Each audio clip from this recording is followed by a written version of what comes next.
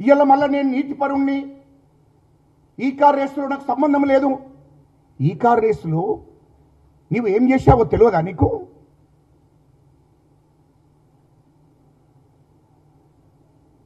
దాన్నట అది ఆ కేసే అది దాని కేసు గురించి ఏదో మాట్లాడాడు, ఈ కార్ రేసు గురించి ఏదో మాట్లాడాడు.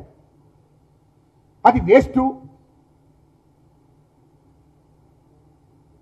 అది పనికిరాంది, అది ఇష్టం వచ్చినట్టు మాట్లాడుతున్నావు.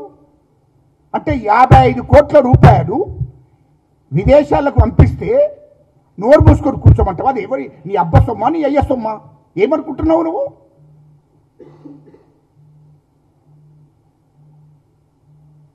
ఆర్బీఐ పర్మిషన్ తీసుకోలేదు, క్యాబినెట్ ఆమోదం చేయలేదు, ఎన్నికల కోడ్ ఉన్నది.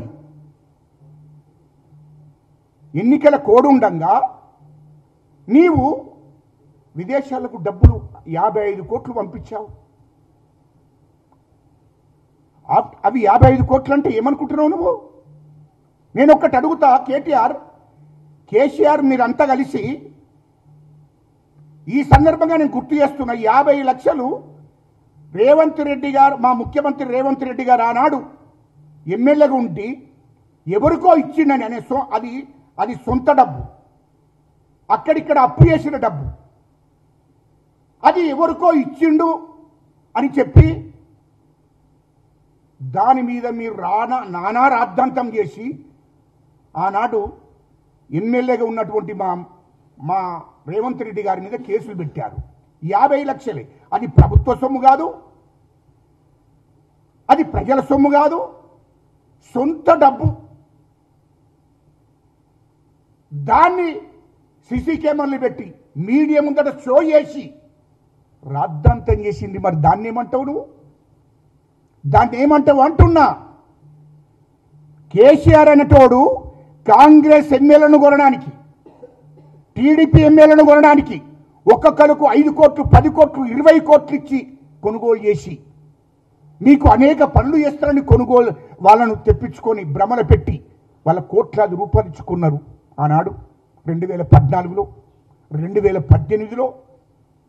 ఇది మర్చిపోయిరా మీరు? 50 లక్షల కోసం నానా రాద్ధాంతం చేశారు ఆనాడు మీరు. అది సొంత డబ్బు, అప్పులు తీసుకొచ్చుకొని ఇచ్చినటువంటి డబ్బు. మీరు అట్లాంటి ఎన్నో దుర్మార్గ పనులు చేశారు. టీడీపీ ఎమ్మెల్యేలను కొనలేదా మీరు?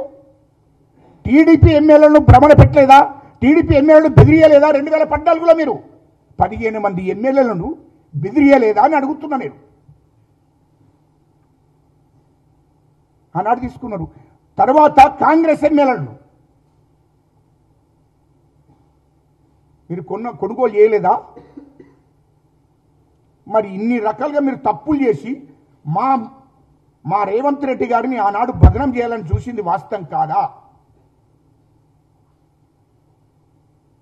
అనేక కేసులు పెట్టారు, అది మర్చిపోయినరా?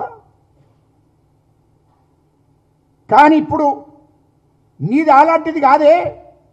55 కోట్లు 55 కోట్లు గవ్వేంటిది, అదేం పెద్ద లెక్కనా అని మాట్లాడుతున్నావు. 55 కోట్లు అంటే ఏంద్రబై నాకు అర్థం కాదు, నాకు అర్థం కాలే. అహంకారం. ఎందుకంటే రాష్ట్రాన్ని తోసిన డబ్బు ఉంది కదా. నీ అబ్బసొమ్ము అనుకుంటున్నావా? నీ తాత జాగిర్ అనుకుంటున్నావా? 55,000 కోట్లు, సారీ 55 కోట్లు.